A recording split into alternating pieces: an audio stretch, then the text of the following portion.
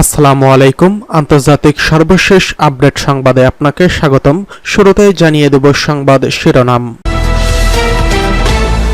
শুরুতেই জানিয়ে দেব ফিলিস্তিন রাষ্ট্র প্রতিষ্ঠায় এবার জোট গঠনের ঘোষণা দিল সৌদি আরব। জানিয়ে দেব বিশ্বজুড়ে ইহুদিবাদী ইসরায়েল বিরোধী বিক্ষোভ অব্যাহত। এদিকে হিজবুল্লাহকে লক্ষ্য করে ইসরায়েলের বিমান হামলা, বেঁচে আছেন হিজবুল্লাহর প্রধান। জানিয়ে দেব জাতিসংঘ হলো অন্ধকারের ঘর, অভিযোগ নেতানিয়াহুর।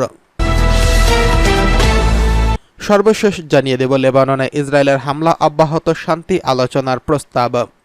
এতক্ষণ শুনছিলেন সংবাদ শিরোনাম, এবারে বিস্তারিত। ফিলিস্তিন রাষ্ট্র প্রতিষ্ঠায় জোট গঠনের ঘোষণা দিল সৌদি আরব। স্বাধীন ফিলিস্তিন রাষ্ট্র প্রতিষ্ঠায় একটি বৈশ্বিক জোট গঠনের ঘোষণা দিয়েছে সৌদি আরব। দেশটির পররাষ্ট্রমন্ত্রী প্রিন্স ফয়সাল বিন ফারহান এই ঘোষণা দিয়েছেন। সৌদি প্রেস এজেন্সির বরাত দিয়ে আনাদোলু জানিয়েছে, স্বাধীন ফিলিস্তিন রাষ্ট্র প্রতিষ্ঠা এবং দ্বিরাষ্ট্র সমাধান বাস্তবায়নের লক্ষ্যে এই জোট গঠনের ঘোষণা করা হয়েছে। জোটের লক্ষ্য হবে স্বাধীন ফিলিস্তিন রাষ্ট্র প্রতিষ্ঠায় বিশ্বব্যাপী সমর্থন সংগ্রহ করা। প্রিন্স ফয়সাল বিন ফারহান জানান, জোটের প্রথম বৈঠকটি রিয়াদে অনুষ্ঠিত হবে। আরব ও ইসলামিক দেশগুলোর পক্ষ থেকে ইউরোপীয় অংশীদারদের সঙ্গে আমরা দ্বিরাষ্ট্র সমাধান বাস্তবায়নের লক্ষ্যে বৈশ্বিক জোট গঠনের ঘোষণা করছি। ফিলিস্তিন রাষ্ট্র ও ইসরায়েল সংকটের স্থায়ী মীমাংসা কেবল স্বাধীন ফিলিস্তিন রাষ্ট্র প্রতিষ্ঠার মাধ্যমেই আসতে পারে। এই দৃঢ় বিশ্বাসের উপর ভিত্তি করেই এই জোট গঠন করা হয়েছে। তিনি জানান, আমরা যা করার চেষ্টা করছি তা হলো দ্বিরাষ্ট্র সমাধান বাস্তবায়নের লক্ষ্যে একটি জোট তৈরি করা এবং এর জন্য ফিলিস্তিনি কর্তৃপক্ষের সক্ষমতা বৃদ্ধি সহ কিছু মৌলিক উপাদান প্রয়োজন। প্রিন্স ফারহান আরও জানান, সৌদি আরব এবং মিত্ররা এই পরিকল্পনার অংশ হিসেবে রিয়াদ, ব্রাসেলসে ইউরোপীয় ইউনিয়নের প্রধান কার্যালয়ে, কায়রোতে, অসলো, আম্মাম এবং আঙ্কারায় জ্যেষ্ঠ কর্মকর্তারা এই বৈঠকের আয়োজন করবেন। ফিলিস্তিনকে স্বাধীন রাষ্ট্রের স্বীকৃতি দেওয়ার দেশগুলোর প্রশংসা করে সৌদির পররাষ্ট্রমন্ত্রী বলেন, আমরা সমস্ত দেশকে সাহস দেখাতে এবং যেই 149টি দেশ ইতিমধ্যে ফিলিস্তিনকে স্বীকৃতি দিয়েছে তাদের প্রতিনিধিত্বকারী আন্তর্জাতিক জোটটিতে যোগদান করার জন্য আহ্বান জানাই। এই সমস্ত লেবানন ইসরায়েলের অব্যাহত হামলার বিষয়ে তিনি বলেন, একটি বিপজ্জনক আঞ্চলিক উত্তেজনা প্রত্যক্ষ করছি যা আমাদের মিত্র লেবাননকে প্রভাবিত করছে। এই আঞ্চলিক যুদ্ধ পুরো বিশ্বকে বিপন্ন করছে। অবিলম্বে লেবাননে চলমান যুদ্ধ এবং আন্তর্জাতিক নীতি লঙ্ঘন বন্ধের আহ্বান জানাচ্ছি। এদিকে বিশ্বজুড়ে ইহুদিবাদী ইসরায়েলের বিক্ষোভ অব্যাহত। পশ্চিম এশিয়ায় চলমান সংঘাতের ব্যাপারে জাতিসংঘের সাধারণ অধিবেশনে বিশ্ব নেতারা যখন উদ্বেগ প্রকাশ করছেন, সেই সময় বিশ্বজুড়ে ইহুদিবাদ বিরোধী বিক্ষোভ অব্যাহত রয়েছে। পার্স টুডে আরও জানিয়েছে, লেবাননে ইহুদিবাদী ইসরায়েলের সাম্প্রতিক অপরাধের প্রতিবাদে ধর্ম বর্ণ নির্বিশেষে ব্রিটেনে বিভিন্ন শ্রেণী ও স্তরের স্বাধীনতাকামী, শান্তিকামী জনগণ এবং সংগঠন বিক্ষোভ করছে। বিক্ষোভে অংশগ্রহণকারী জনতা ফিলিস্তিনি জনগণের সমর্থনে এবং ইসরায়েলি অপরাধের নিন্দা জানিয়ে স্লোগান দেয়। তারা ফিলিস্তিনের স্বাধীন দাবিতেও স্লোগান দেয়। প্রায় 12 মাস আগে থেকে ব্রিটিশ জনগণ দেশের বিভিন্ন শহরে নিয়মিত বিক্ষোভ করে আসছেন। তারা অবিলম্বে গাজায় যুদ্ধবিরতি প্রতিষ্ঠা করা এবং ইহুদিবাদী ইসরায়েলকে লন্ডনের সামরিক, আর্থিক এবং রাজনৈতিক সমর্থন বন্ধ করার দাবি জানিয়ে আসছে। গাজা ও লেবাননে ইসরায়েলি আগ্রাসনের প্রতিবাদে বিক্ষোভ করছে সুইজারল্যান্ডের জেনেভা ইউনিভার্সিটির ছাত্র আন্দোলনকারীরা। ছাত্ররা ফিলিস্তিন ও লেবাননের সমর্থনে স্লোগান দেয়। আল মায়াদিন টিভির কর্মকর্তা মুসা আসিও জানান, জেনেভা ইউনিভার্সিটিতে এটাই প্রথম বিক্ষোভ নয়। ফিলিস্তিনের সমর্থনে এর আগেও বহুবার বিক্ষোভ ও সমাবেশ করছে ছাত্ররা। আগামীকাল সুইজারল্যান্ডের ইউনিভার্সিটি অফ লুজানে এই ধরনের বিক্ষোভ অনুষ্ঠিত আবারও হবে। এবার হিজবুল্লাহকে লক্ষ্য করে ইসরায়েলের বিমান হামলা, বেঁচে আছেন হিজবুল্লাহর প্রধান। লেবাননে সশস্ত্র সংগঠন হিজবুল্লাহর প্রধান হাসান নাসারুল্লাহকে লক্ষ্য করে বিমান হামলা চালিয়েছিল দখলদার ইসরায়েল।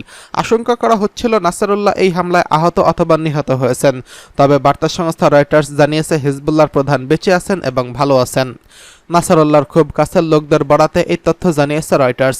হিজবুল্লাহর আরেকটি সূত্র এএফপিকে জানিয়েছে, নাসারুল্লাহ ভালো আছেন। হিজবুল্লাহ সদর দপ্তর লক্ষ্য করে লেবাননের রাজধানী বৈরুতে শুক্রবার হামলা চালায় ইসরায়েলি বাহিনী।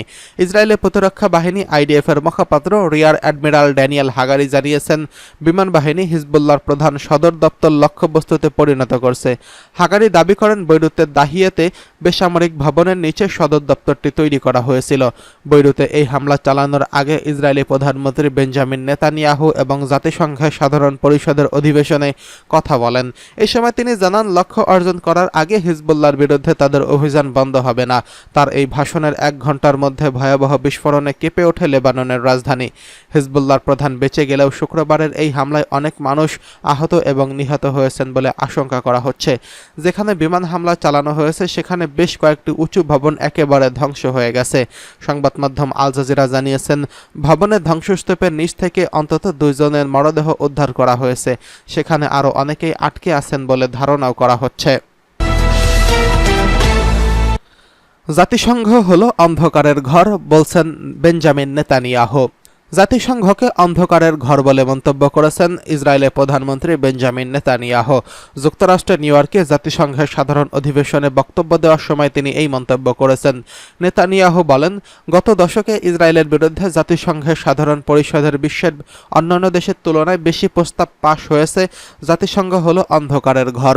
তিনি বলেন, গাজায় চলমান যুদ্ধে সম্পূর্ণ বিজয় না হওয়া পর্যন্ত তারা লড়াই চালিয়ে যাবে। লেবাননের সশস্ত্র গোষ্ঠী হিজবুল্লাহর উপর আক্রমণ চালিয়ে যাবে আমার দেশ। অবশ্য নেতানিয়াহু মঞ্চে ওঠার পরপরই ওয়াকআউট করেন বিশ্ব নেতার কয়েকজন প্রতিনিধি। তবে এই সময় তার সমর্থকদের উল্লাস করতে দেখা গেছে। নেতানিয়াহু বলেন, এই বছরের এখানে আসার কোনো ইচ্ছা ছিল না আমার দেশ নিজেদের অস্তিত্ব রক্ষায় যুদ্ধ করছে। তবে এই মঞ্চে অনেক বক্তাকে আমরা দেশের বিরুদ্ধে মিথ্যাচার করতে দেখেছি। এর জবাব দিতে এখানে আজ এসেছি। এদিকে ফিলিস্তিনের স্বাস্থ্য মন্ত্রণালয় জানিয়েছে, গাজায় ইসরায়েলি হামলায় গত বছরের অক্টোবর থেকে এখন পর্যন্ত 41,500 জনের বেশি ফিলিস্তিনি নিহত হয়েছেন। আহত হয়েছেন 96,000-এরও বেশি মানুষ, যার অর্ধেকেরও বেশি রয়েছে নারী ও শিশু। এদিকে লেবাননে ইসরায়েলের হামলা অব্যাহত, শান্তি আলোচনার প্রস্তাব। লেবাননে বিভিন্ন অঞ্চলে ইসরায়েলে অব্যাহত বিমান হামলায় গত 24 ঘন্টায় প্রাণ হারিয়েছেন আরও 92 জন। যুদ্ধবিরতির জন্য আন্তর্জাতিক চাপের মুখে ইসরায়েল ও লেবানন সংক্রান্ত আলোচনায় যুক্ত হতে রাজি হয়েছেন ইসরায়েলের প্রধানমন্ত্রী নেতানিয়াহু, যদিও দেশটির সামরিক অভিযান এখন থেমে নেই। শুক্রবার ইসরায়েলের বিমান হামলায় লেবাননের সেবা এলাকার এক পরিবারের 9 জন সদস্য নিহত হয়েছেন, তাদের মধ্যে 4টি শিশু ছিল।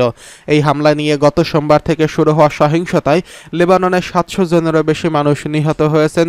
এছাড়া লেবানন ও সিরিয়া সীমান্ত এলাকায় ইসরায়েলি বিমান হামলায় সিরিয়ার 5 জন সেনা নিহত হয়েছেন বলে জানা গেছে। বৃহস্পতিবার রাতে এই আক্রমণ ঘটে। সিরিয়ার রাষ্ট্রীয় সংবাদ মাধ্যম সানা এই তথ্য নিশ্চিত করেছেন। ইসরায়েলের দাবি, হিজবুল্লাহকে অস্ত্র সরবরাহ বন্ধ করতে এসব হামলা চালানো হয়েছে। ইসরায়েলের লাগাতার আক্রমণের ফলে লেবাননের বাসিন্দারা তাদের বাড়ি ঘর ছেড়ে পালাতে বাধ্য হয়েছেন। অনেকেই আশ্রয়ের খোঁজে যুদ্ধবিধ্বস্ত সিরিয়ায় প্রবেশ করছেন। জাতিসংঘের শরণার্থী সংস্থা জানিয়েছে, মাত্র 72 ঘন্টার মধ্যে 30,000 মানুষ সিরিয়ায় আশ্রয় নিয়েছেন। তাদের অধিকাংশই সিরীয় নাগরিক। সিরিয়ার প্রতিনিধি গঞ্জালো বলেছেন, যুদ্ধের কারণে মানুষ এমন একটি দেশে শরণার্থী হচ্ছেন যেখানে সংঘাত চলছে 13 বছর ধরে। আগামী দিনে কতজন মানুষ এই পথে যেতে বাধ্য হবেন তা এখন দেখার বিষয়। রয়টার্সের রিপোর্ট অনুযায়ী লেবাননের যুদ্ধবিরতির আলোচনা সামনে এগিয়ে নিয়ে ইসরায়েলে সম্মত হয়েছেন। ইসরায়েলের প্রধানমন্ত্রী নেতানিয়াহু জানিয়েছেন, চলমান সংঘাত আরও বাড়লে উভয় দেশের বাসিন্দাদের নিজেদের বাড়ি ফেরা কঠিন হয়ে পড়বে। যুক্তরাষ্ট্রের চাপের মুখে নেতানিয়াহু এই বিবৃতি দিয়েছেন। ইসরায়েলি সরকারের পক্ষ থেকে বলা হয়েছে, যুক্তরাষ্ট্রের যুদ্ধবিরতির প্রস্তাব নিয়ে ইসরায়েলের বিভিন্ন দল কয়েক দফা বৈঠক করছে এবং সামনের দিনগুলোতে এই আলোচনা চলবে। তবে ইসরায়েলের প্রাথমিকভাবে যুদ্ধবিরতির প্রস্তাব প্রত্যাখ্যান করছিল। ইসরায়েলের এক্স অ্যাকাউন্টে পোস্ট করা এক বিবৃতিতে বলা হয়, যুদ্ধবিরতির খবরটি সঠিক নয়। নেতানিয়াহু ইসরায়েলি সামরিক বাহিনীর সর্বশক্তি দিয়ে লড়াই চালিয়ে যাওয়ার নির্দেশ দিয়েছেন।